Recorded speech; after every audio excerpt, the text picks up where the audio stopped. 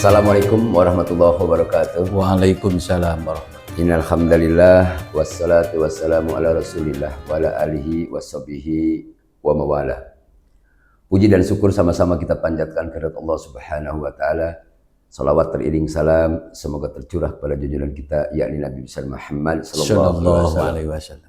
Sobat channel obrolan santri, kita akan kembali ya, tentunya dengan tema yang berbeda, dan kita sudah kehadiran yaitu guru kita Bapak Kiai Haji Khairuddin.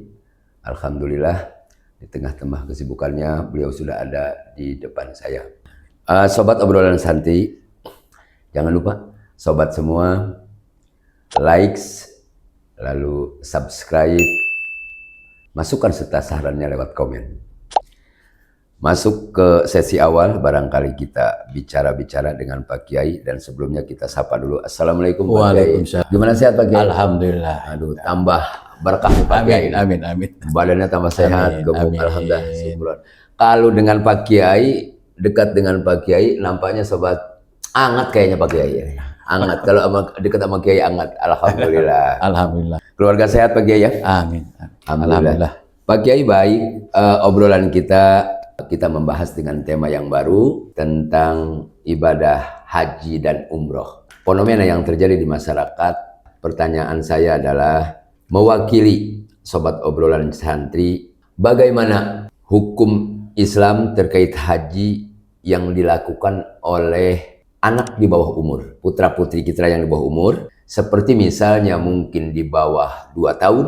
Nah, kira-kira bagaimana menurut pandangan syar'inya kira-kira pakai mangga tafadhol.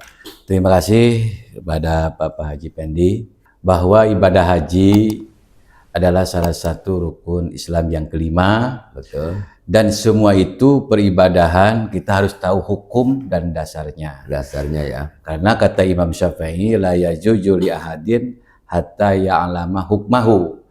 Tidak diperkenankan kepada seorang untuk mengerjakan ibadah satupun kecuali kita tahu hukumnya dulu. Nah, dengan ibadah haji dan umroh ini kita harus tahu tentang masalah hukum-hukumnya dan dasar-dasarnya. Betul. Dalam kitab fikih dijelasin bahwa berangkat haji dan umroh itu ada syarat dan wajibnya. Betul. Syarat wajib haji itu dan umroh ada 7. Yang pertama Islam. Betul. Enggak boleh orang kafir asli maupun kafir harbi, enggak boleh. Ataupun orang murtad. Orang murtad itu wajib haji, tapi dikala pulang hajinya itu harus berangkat lagi dikala dia udah masuk Islam lagi. Oh gitu. Itu orang murtad. Orang murtad. Ya. Jadi yang pertama adalah Islam. Yang kedua akal, punya akal. Punya akal. Orang gila nggak boleh. Nggak boleh. Artinya yang sehat ya. Yang sehat. Orang gila nggak sah untuk berangkat hajinya. Betul. Andai kata dia waras, betul, dia panjang umur, waras, ya barulah itu boleh berangkat. Boleh berangkat haji. Jadi, yang ketiga wujudul rohil. Wujudul rohil itu ada pesawatnya, ada kapalnya, gitu. Ada kendaraannya. Ada kendaraannya.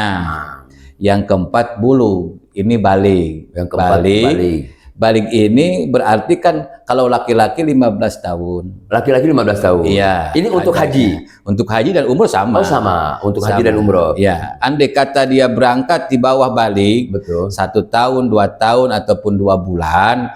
Nah ini kena dengan kata ulama fikih. Fala yajibu ala sobiyyi li adami taklifihi. Tidak diwajibkan kepada anak yang di bawah umur belum balik. Karena li adami taklifihi, dikarenakan nggak boleh berangkat haji. Kenapa nggak boleh berangkat haji bocah di umur 2 tahun ataupun 2 bulan? Betul. Dikarenakan li adami taklifihi. Betul. Dikarenakan tidak ada taklifnya. Nah itu taklif apa Pak Kiai? Taklif itu tidak ada taklifnya. Taklif itu nggak ada mukalafnya, belum kena dengan hukum syara. Oh, belum kena hukum syaranya. Gitu. Betul. Wa yusabu ala hajatin, tapi punya pahala haji. Pahala hajinya punya. Pahala hajinya apa? Sawaban nafli, sawaba pahala sunnah. Pahala sunnah. Nah, entar di waktu dia balik, betul, wah hajjan umroh, dan itu harus gantian lagi dengan haji yang udah balik. Betul, gitu. artinya punya kewajiban pergi lagi. Betul. Karena belum ada pertanggungjawaban untuk berangkat haji di bawah umur. Oh gitu. Liwuku'ihi lahu naflan, karena jatuhnya yang di bawah umur itu jatuhnya haji sunnah. Haji sunnah. Gitu. Yang apa-apa kalau dibilang haji. Betul. Tapi untuk perdimahnya, pertanggungan dengan Allah, betul, haji itu harus berangkat lagi sesudah balik. Baik, itu yang kelima ya Pak Haji ya? Ya, yang kelima, wujud jad, ada bekalnya. Ada bekalnya. Orang yang punya duit mah mau tiap tahun juga nggak masalah. Betul. Tapi haji itu satu umur sekali, satu kali. Kewajibannya. Selanjutnya, yang keenam, watahliatut turuq, yaitu ada selamat di perjalanannya. Selamat di perjalanan dari negara dan negara. Yang ketujuh, imkanul masir, dan di perjalanan pun dengan keamanan. Aman.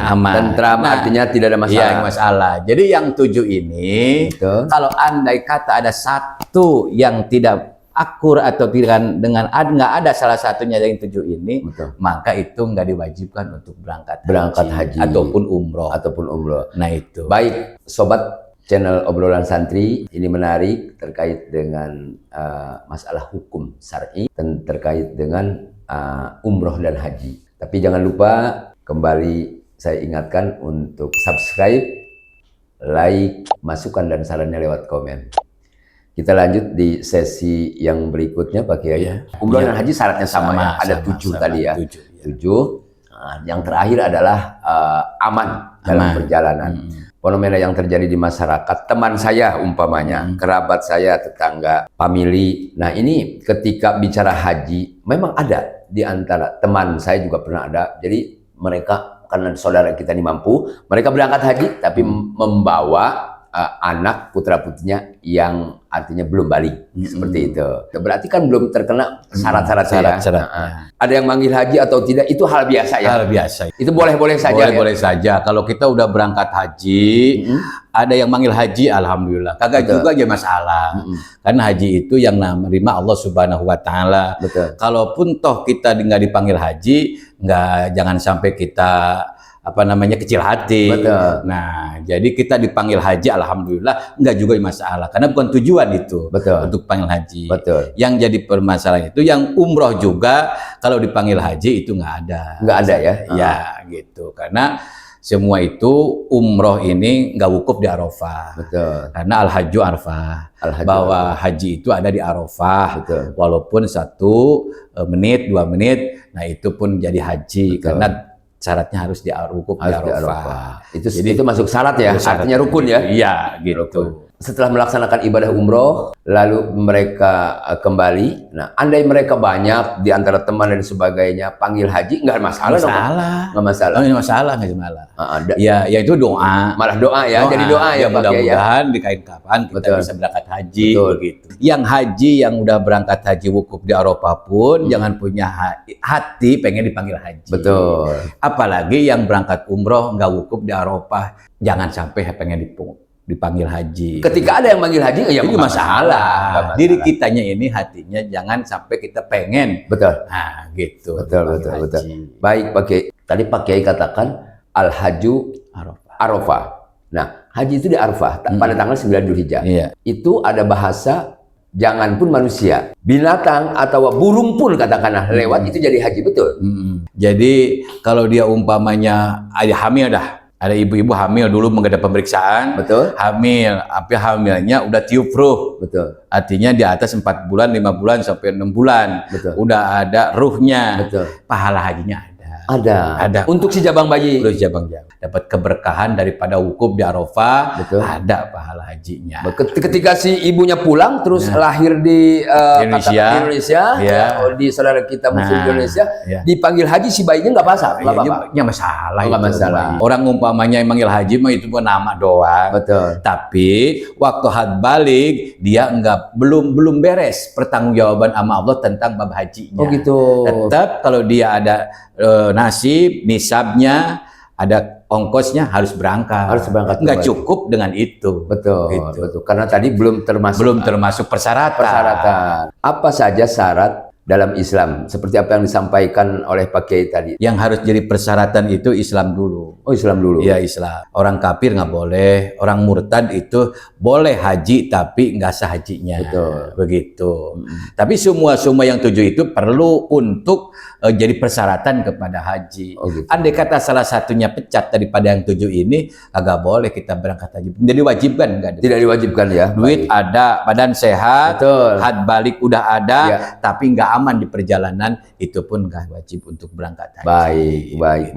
Apakah ada perbedaan ya pelaksanaan haji bagi anak kecil, saudara kita, ya putra-putri kita, dan orang dewasa? Nggak ada. Nggak ada ya? Nggak ada. Yang penting yang dewasa maupun anak kecil punya berangkat, ya harus ada persyaratan ini. Oh gitu. Iya, karena belum tamjid itu udah ketahuan, karena belum menguasai tentang hukum haji. Kita bukan apa namanya berjalan-jalan ke Mekah dan Madinah, bukan, tapi ini untuk ibadah. Betul. Karena definisi haji itu qasdu ilal makatil haram lin nusuk, bermaksud kepada Baitul Haram untuk beribadah kepada Betul. Allah. Nah, sekarang kalau anak di bawah umur umpamanya nih, Betul. dia umpamanya berangkat kayak tadi, ya ganjarnya dapat, tapi kan ini harus memenuhi syarat, yaitu dengan valiknya itu dengan ada ilmunya. Betul. Ilmu tentang paharaman haji, tentang ihram haji, tentang masalah tawaf, sa'i dan sebagainya. Betul. Ketika kita bawa putri kita atau anak kita, berarti tidak ikut rangkaian. Karena memang begitu. mereka belum diwajibkan begitu. Betul. Ya kalau kita umpamanya untuk jalan-jalan sih masalah. Betul. Untuk umroh mengenalkan kepada tanah suci silahkan. Betul. Tapi ini kan ibadah. Ibadah itu memerlukan syarat dan rukun wajib hajinya. Betul. Begitu. Betul. Maka anak ini di bawah tamyiz kan sholat juga. Kalau belum tamyiz cuma hanya mendidik. Betul. Ya kewajiban belum taklif. Betul. Begitu. Betul. Jadi mengedukasi sedini mungkin. Ya. Adakah ya hikmah yang bisa kita petik dari pembahasan tentang haji yang di bawah umur? Semua orang yang berangkat haji itu walaupun udah had balik maupun kecil mengenalkan kepada tanah suci Mekah, insya Allah itu dari Mekah itu akan ada keberkahan dan syafaatnya. Amin. Setiap orang yang tawaf di Mekah itu akan kecium oleh Ka'bah dan akan dimasukkan ke surganya Allah Subhanahu wa taala. Setiap orang yang ada di sekeliling Ka'bah. Nah, itu semua keberkahannya. Yang kedua, di dunia pun akan diberkahkan rezekinya oleh Allah, siapapun juga, maupun anak kecil yang berangkat haji kan berarti ada biayanya. Betul. Walaupun orang tua ngeberangkatkan haji itu pun ada keberkahannya. Betul. Daripada rezeki tersebut. Betul. Yang terpenting adalah bahwa orang yang berangkat haji itu siapapun juga akan ngiparatin kepada dosa-dosa hatal kabairo, sehingga dosa besar pun terkikis dengan adanya berangkat haji dan umroh begitu. Berangkat haji dan umroh. Ya. Itu hikmah yang bisa kita petik ya. Sekalipun anak kecil, walaupun belum syarat, ketika ada nasib kebawa ke sana oleh ibunya atau biaya ada, itu hikmahnya luar biasa. Cuman keberkahan dia itu wa ya'udu al-abawain, dikembalikan kepada kedua ibu bapaknya. Kepada ibu bapaknya. Semua harta maupun biaya yang dikeluarkan kepada untuk berangkatkan anak, yaitu akan dikembalikan kepada keberkahannya kepada kedua ibu bapaknya. Betul. Begitu. Betul. Ternyata sobat channel obrolan santri, ketika ada pertanyaan dan ingin dijelaskan secara hukum yang sikot, insya Allah mereka akan siap memberikan pertanyaan untuk kita semua.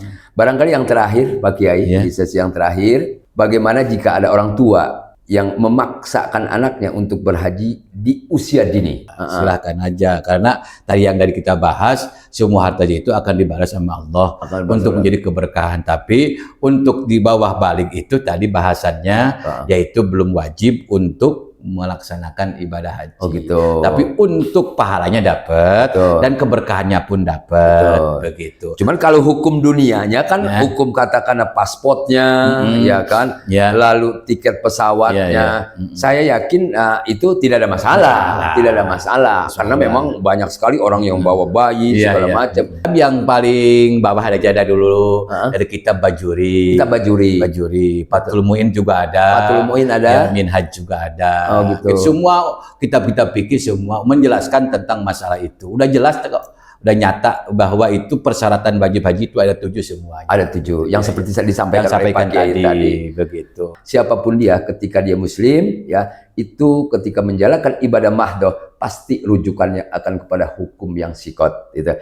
Sobat channel obrolan santri, bincang-bincang kita dengan Pak Kiai Khairuddin terkait dengan ya, haji dan umroh, mudah-mudahan ada manfaatnya. Amin. Ya Allah. Jangan lupa like, subscribe, masukan serta komennya, itu sangat dinantikan. Dan supaya tidak ketinggalan video-video terbaru dari channel obrolan santri sebagai layanan masyarakat yang insya Allah setiap minggu akan ditayangkan.